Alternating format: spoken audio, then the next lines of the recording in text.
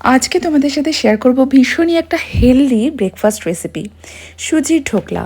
এটা খুব সহজে বানানো হয়ে যায় আর খেতেও দারুণ হয় আর অনেকক্ষণ পেটটা ভর্তি থাকে। যারা ওয়েট লস করতে চাইছো তারা ব্রেকফাস্টে কিন্তু এটা খেতেই পারো। একদম নরম তুলতুলে হয় আর এর সাথে বানিয়ে নেবে একটা ধনেপাতার চাটনি, তাহলে একদম পুরো জমে যাবে। অবশ্যই তোমরা কিন্তু এটা ট্রাই করবে। চলো রেসিপিটা শেয়ার করে নিই।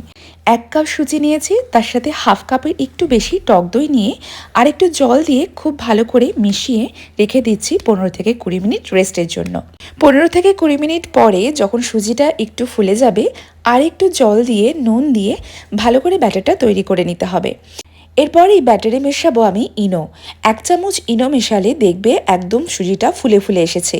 এরপর একটা থালার মধ্যে গ্রিস করা, যেটা তেল দিয়ে গ্রিস করে রেখেছি, ঢেলে ওপর দিয়ে একটুখানি কাশ্মীরি লঙ্কা গুঁড়ো স্প্রিঙ্কল করে ভাপে বসিয়ে দেবো 15 থেকে 20 মিনিটের জন্য। আর ওদিকে একটা তড়কা রেডি করে নেব। কড়াইতে একটু তেল দিয়ে কালো সর্ষে, সাদা তিল, কারি পাতা, কাঁচা লঙ্কা আর নুন দিয়ে একটু নেড়ে চেড়ে জল দিয়ে দেবো। তার সাথে দেবো একটু মিষ্টি স্বাদটাকে ব্যালেন্স করার জন্য, আর একটু দেবো লেবুর রস। সুজির ঢোকলাটাকে পিস পিস করে কেটে ওপর দিয়ে এইভাবে তরকাটা দিয়ে দিলেই রেডি হয়ে গেল দারুণ হেলদি অ্যান্ড টেস্টি সুজির ঢোকলা।